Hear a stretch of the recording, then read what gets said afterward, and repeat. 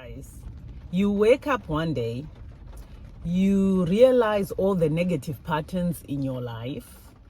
God has awakened you now from your own sleep, and you go into this transformation phase. You are transformed only to realize that those negative patterns are now on your child or children.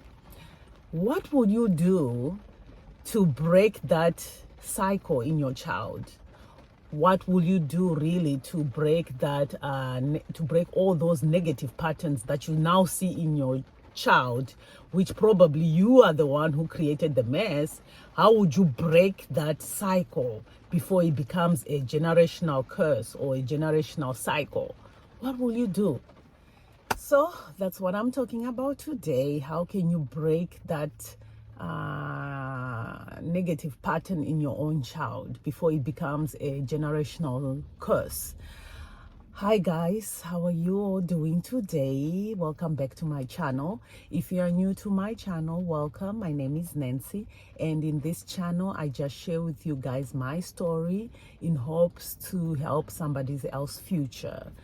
Hopefully you will learn something from my story. That's it. I'm not a professional of any kind. I just tell my story, and if you can learn one or two things, we give all glory to God. Guys, so one thing I want you to learn from this channel, if you don't learn anything else, just know this.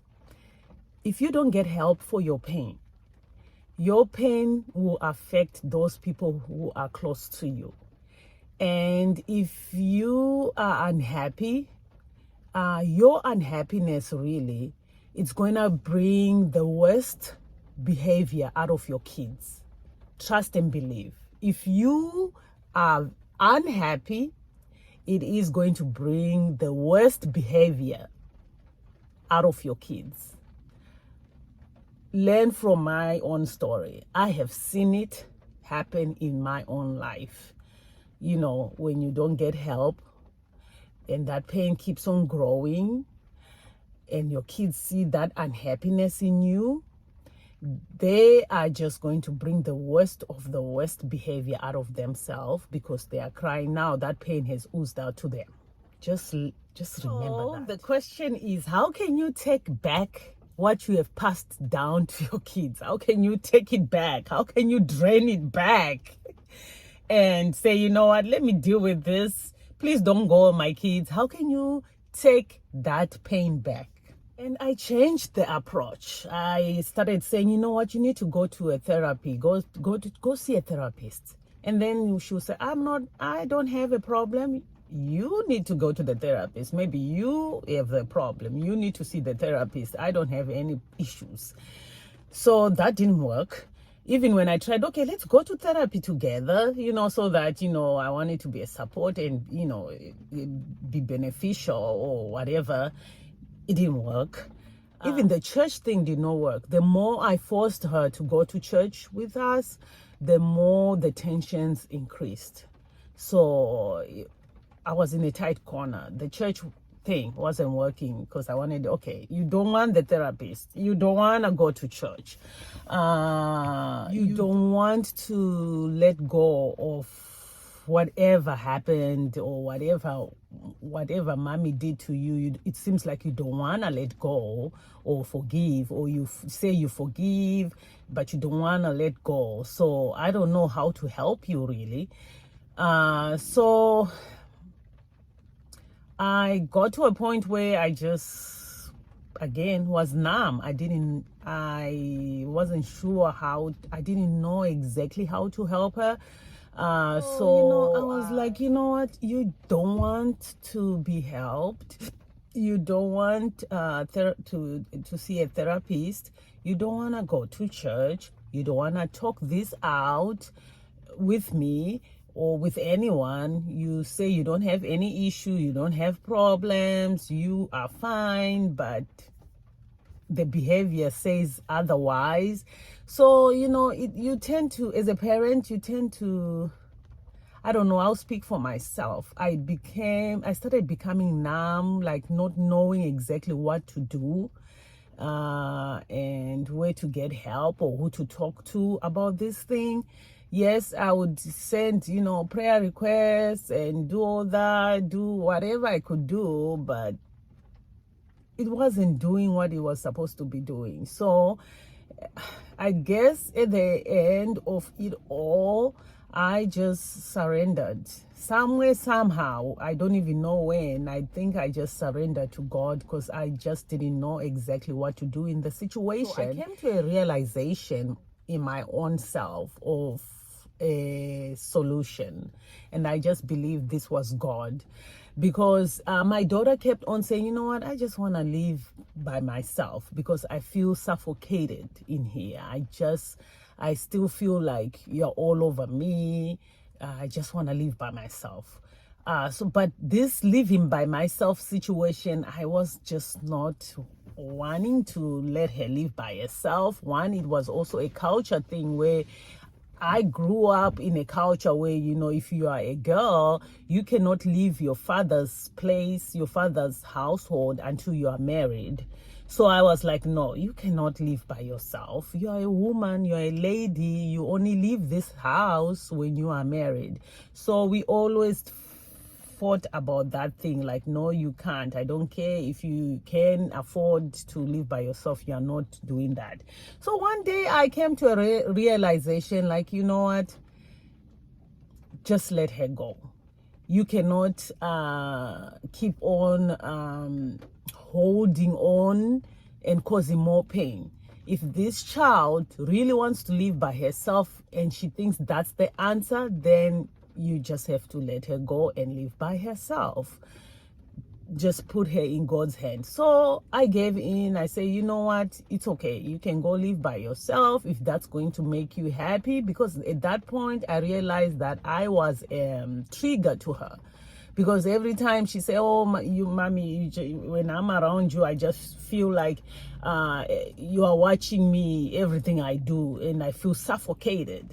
So I said, you know what, so I'm a trigger to this girl. It's a hard pill to swallow if you're a trigger to your child, but I had to realize that. So I let her find her own place and let her go pay her own rent, since she said she could afford it and do all things. So I did let go. So I must say, even though that decision was so hard to make, so painful to make, it has been the best decision ever. Because when she left, now it's about to be 1 year now. Is it about to be 1 year? I think so, yeah. It seemed like those bad patterns, those negative patterns I used to see in her, I don't see them anymore. Maybe because I'm not there watching her, maybe, I don't know. But I feel like her leaving the house actually is making her better. Our relationship is even getting better. Our communication is even getting better. It's like all those things that was an irritant to her or to me, they are not irritants no more. So the question is, did that fix the negative patterns? Did that stop the negative cycle? I believe it's stopping. I think it's helping. My hope is in God, and I know I'm just, you just have to hope in God and pray that this don't become a generational thing.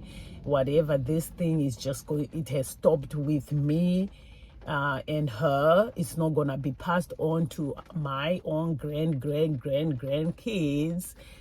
So I think just letting her go to have her own space has helped stop some of these negative patterns that I was seeing in her. If you are a parent and you are in a similar situation like mine, you have grown kids, you are now seeing those negative patterns that you used to do yourself, you are seeing it on your kids, and you're wondering how you can just break that cycle. First of all, I just want to tell you that you just have to first forgive yourself. It doesn't mean that you wanted to raise those kids in pain. You just didn't know better. You didn't know the how. Sometimes people say these things, but it's the how that is so difficult. And if you don't have somebody who can show you that how, the journey is difficult. So forgive yourself and then ask for forgiveness from your child. Yeah, remember that the wounds are different. You might have been healed, but maybe your child is not healed. So you need to give them that time to heal on their own pace. Don't rush anything.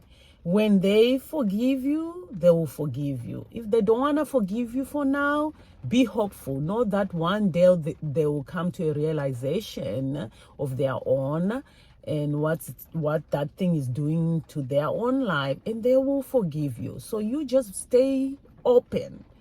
As long you do your part, forgive yourself, ask for forgiveness from your child, leave the rest to God, and in their own time they will come back. I just believe with God, in their own time, your child will realize and they will come back to you. So don't give up on your relationship no matter what. And don't take anything they say personally. It's just pain talking. Remember yourself when you were in pain. Remember that you were talking out of from a place of pain. So anything that you were perceiving was from a place of pain. So because now you are healed, it's easier to understand your child that what they are saying, they are just saying it because they are still in that place of pain. So you mustn't take anything personal.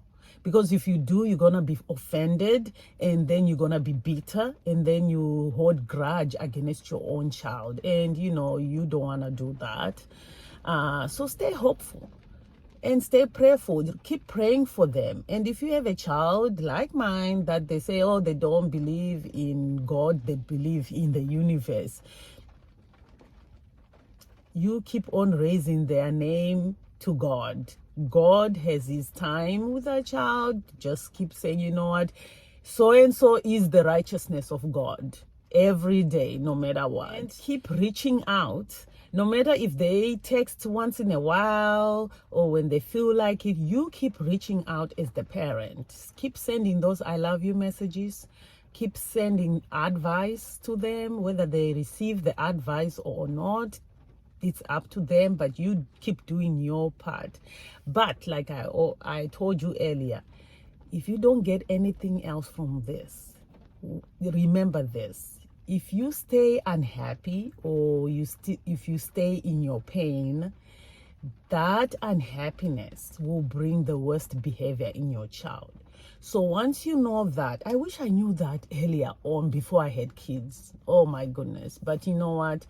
God knew what he was doing, and hey, all glory goes to God. But if you fix yourself, you can fix yourself. If you allow God help you in that pain, it's going to help your children. You don't have to deal with those negative behaviors that are formed within you when you're in pain and then ooze out to your kids. You don't have to deal with that later on.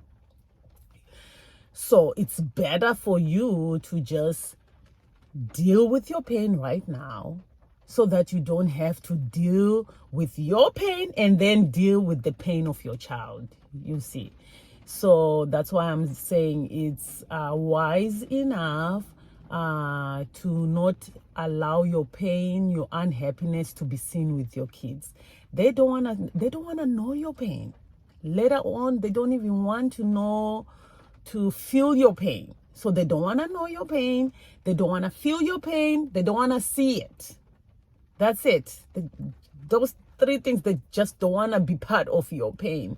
So if you get that healing, then your children won't have to see all that. And I understand that even if you want to do the right thing, sometimes when you are under that pain, your pain tends to speak louder than what you want it to say.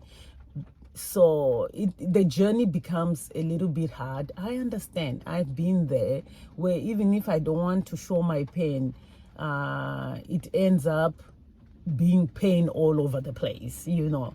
So I understand that part. But once somebody tells you something or their story, it gets easier. I really believe that when you know better, you do better. When you read things that talks about your situation, you do better, you act better, you react better. When you get help for your situation, you are going to react better. I just believe that. So that's why I'm saying, at least hopefully you have learned one or two things from my own story. That way you don't have to make the same mistakes or allow your pain or your unhappiness to be seen by your children. That way you don't have to deal with their pain.